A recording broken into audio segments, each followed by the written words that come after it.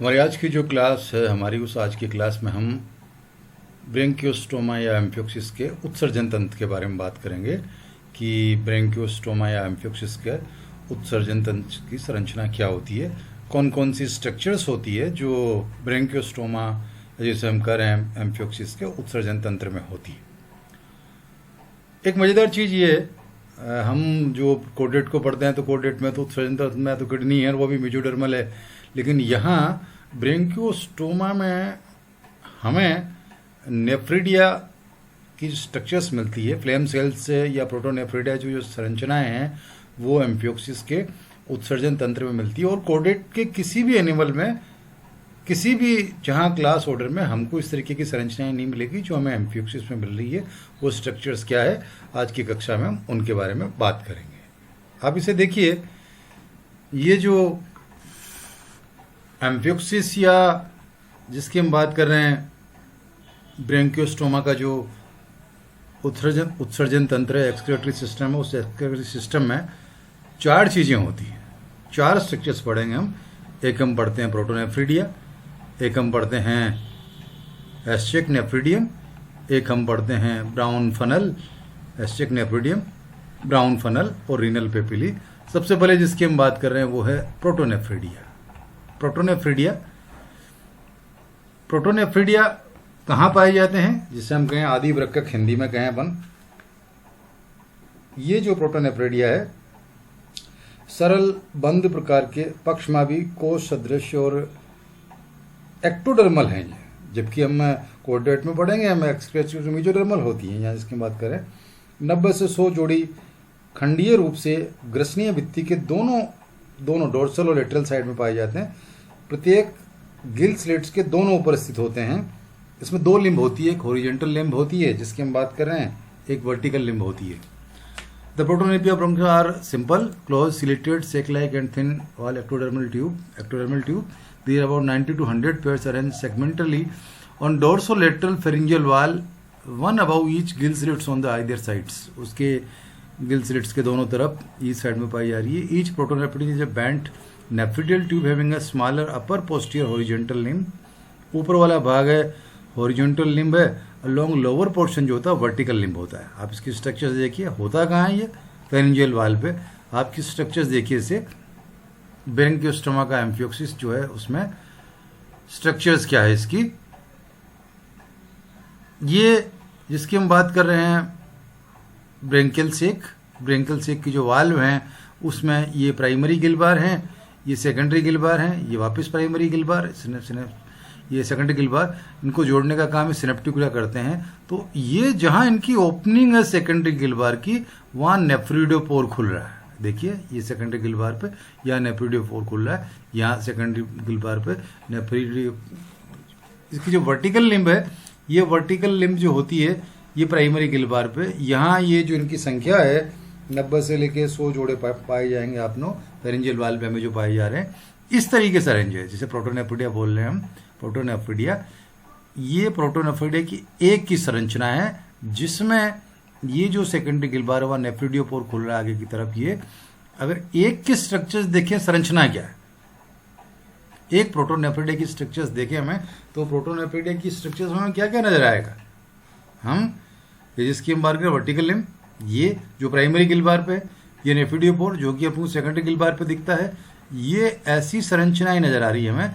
ये इसकी side branch होती है, और ये जो साइड ब्रांच होती है इस प्रोटोनेफ्रिडिया की जो है, जिसे हम कहें आदि वृक्क की, ये जो इसकी जो साइड ब्रांच होती है, उन साइड ब्रांच पर हमको ये सोलेनोसाइट्स या फ्लेम सेल्स नजर आती हैं। सोलेनोसाइट्स या फ्लेम सेल नजर आती हैं। ये एक प्रोटोनेफ्रिडिया है, उसमें नेफ्रिडियोपोर होते हैं। नेफ्रिडियोपोर जहाँ उत्सर्जी पदार्थ बाहर निकाले जाएंगे, जिसकी हम बात करते हैं, ये इनकी साइड ब्रांच होगी। और ये जिनकी हम बात कर रहे हैं बंच जो सोलेनोसाइट्स या फ्लेम सेल जो है, उनकी ये बंच जो गुच्छे हैं ये इधर बाहर की तरफ मिल रहे हैं हमें पोस्टीरियर हॉरिजॉन्टल। ये हॉरिजॉन्टल लिम्ब वाला पोर्शन ये है जो सेकेंडरी गिल बार पे खुल रहा है। ये जो पोर्शन है जिसकी हम बात कर रहे हैं, ये प्राइमरी गिल बार पे खुलता है। ये पोर्शन जो है हमें ये प्राइमरी गिल बार पे रखा हुआ होता है, ये आप देखेंगे। अगर हम इसकी स्ट्रक्चर्स देखेंगे, आप देखिए ये जो स्ट्रक्चर सेकेंडरी गिल बार पे ये खुल रहा है, प्राइमरी गिल बार पर ये है, ये वर्टिकल वाला पोर्शन है, ये एक्सटर्नल ओपनिंग वाला पोर्शन है, ये सोलेनोसाइट्स या फ्लेम सेल्स जो इसकी जो यहाँ बाहर की जो संरचना है, इसकी जो संरचना वहाँ ये पाई जाती है साइड ब्रांच पर, ये हमको नज़र आ रही है। अब इसके इस एक पोर्शन को एनलार्ज करें हम इस एक पोर्शन को एनलार्ज करें तो हमें कैसी स्ट्रक्चर्स नजर आएगी। ये ब्रेंकियो सोलेनोसाइट्स को एक क्रम करेंगे तो उस सोलेनोसाइट्स में न्यूक्लियस होगा, न्यूक्लियस के अलावा फ्लेजलम, एक पूरा फ्लेजला, पूरा इसकी ट्यूब में लंबा फ्लेजला जो कि अंडुलेटिंग मूवमेंट करेगा, जो एक्सक्रेटरी जो प्रोडक्ट हैं उसको बाहर से कलेक्ट करके ये न्यूक्लियस इस फ्लेजलम के द्वारा यहाँ इसकी जो साइड ब्रांच होगी नेफ्रिडियोपोर की उसमें डालेगा। यहाँ से ये एकत्रित होकर कहाँ आ जाएंगी, यहाँ से ये एकत्रित होकर ये जो मेन ब्रांच है प्रोटोनेफ्रिडिया की उसमें आ जाएगी, और यहाँ से नेफ्रिडियम में यहाँ से जो होता है नेफ्रिडियोपोर के द्वारा एक्सटर्नल ओपनिंग से बाहर निकाला जाएगा, और वो ब्रेंकियल सेक से ये जिसकी बात करते हैं एट्रियोपोर के द्वारा पानी के साथ उत्सर्जी पदार्थ बाहर निकाले जाते हैं।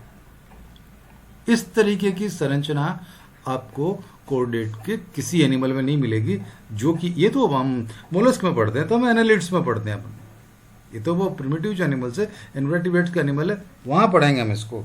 यहाँ ये जनरली नहीं होते हैं, जो पोलिकेट्स एनालिड्स में होते हैं, प्लेट वर्म्स में होते हैं, वहाँ मिलेंगे आपको यहाँ पर।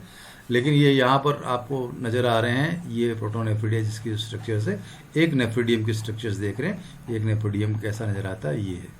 एक तो स्ट्रक्चर्स होगी जिसकी हम बात कर रहे हैं इसकी, एक तो जो संरचना हो गई इसमें प्रोटोनेफ्रिडिया जिसे हम आदि वृक्क कहते हैं, 90 से 100 जोड़ी होते हैं जहां फेरिंक्स के वाल पर जहां ये रखे हुए हैं, एक तो हमने ये देख लिया।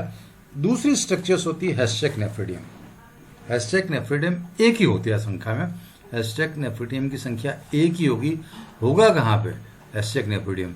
हमने जब वो स्ट्रक्चर्स देखी थी ना कि वेंट्रल साइड से हम देखें कि आगे oral hood, velum, wheeler, tentacles कहाँ हैं, आप देखें beside the paired series of protonephridia there is a single large nephridium of हैशटैग above the velum slightly to the left of the notochord. Notochord के स्लाइटली लेफ्ट में पाया जाता है। It is like a protonephridium with a bent tube having numerous tubules ending in solenocytes. वही solenocytes की structures होंगी। आप इसे देखें, ये स्ट्रक्चर्स जो हमने पहले डायग्राम देखा पहले वाली कक्षा में, ये नोटोकोट्स के यहाँ पे, तो इसके यहाँ ये मिल रहा है, ये हैशटैग जो नेफ्रिडियम है ये हमें यहाँ एक सिंगल नजर आता है, आकार में एक बड़ा single. In blind anterior end it is just in front of हैशटैग pit while the posterior ends open into the pre branchial region. Pre branchial region में पोस्टीरियर एंड खुलता है, region of pharynx just behind the velum, velum के थोड़ा सा बाद में ये खुलता है। द हैशटैग nephridium is associated the network of fine blood vessels and each solenocytes is surrounded by a small coelomic space. It absorb nitrogenous waste, ये nitrogenous waste को अवशोषित करेंगे और उसको ये फ्लेम सेल्स या सोलेनोसाइट्स हैशटैग नेफ्रिडियम में निकालेंगे और वहाँ से ये बाहर की तरफ निकाले जाते हैं। जहाँ हम देखते हैं प्रोटोनेफ्रिडिया की संख्या 90 से 100 जोड़ी है, वहाँ पर इसकी जो संख्या होती है एक सिंगल आकार में बड़ा जो है, ये सिंगल आकार में बड़ा नेफ्रिडियम होता है, एक लंबी और सीधी नली ये मिलेगी आपका। अगला सिरा इसका बंद होता है, पिछला सिरा फेरिंक्स के पूर्व प्री ब्रेंकियल जोन में खुलता है। ये इसका जो ओरिजिन है ये एक्टोडर्मल ओरिजिन है, इसकी हम बात करेंगे। ये भी हो गया। दूसरा जो हो गया ये नाइट्रोजन को निष्कासित करने का काम है। तीसरी जो स्ट्रक्चर्स होती है ये तो ये हो गया brown funnel. There are two sac like brown funnel, दो सेक लाइक ब्राउन फनल होते हैं which are situated dorsally upon the posterior end of the pharynx. Pharynx के डोर्सली जहाँ ये सिचुएटेड है, and pharynx one on either sides, दोनों एक एक तरफ पाए जाते हैं। The narrow anterior end of each funnel open into the epibranchial और डोर्सल सिलोमिक कैनाल। एपीब्रेंकियल और डोर्सल सिलोमिक कैनाल है, वहाँ खुलेगी इसकी, नेरो एंटीरियर एंड वहाँ खुलता है sides, while the broad posterior ends open into the atrium. Atrium वाले में पोस्टीरियर एंड इनका वहाँ खुलेगा।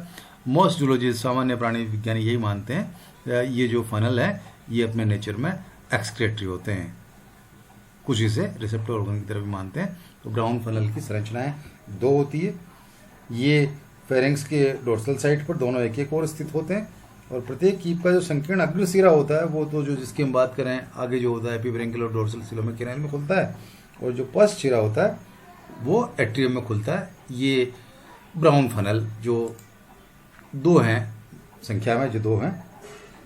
और चौथा जो उत्सर्जी अंग मानते हैं वो रीनल पेपिला मानते हैं जो एट्रियम के फ्लोर पे होते हैं।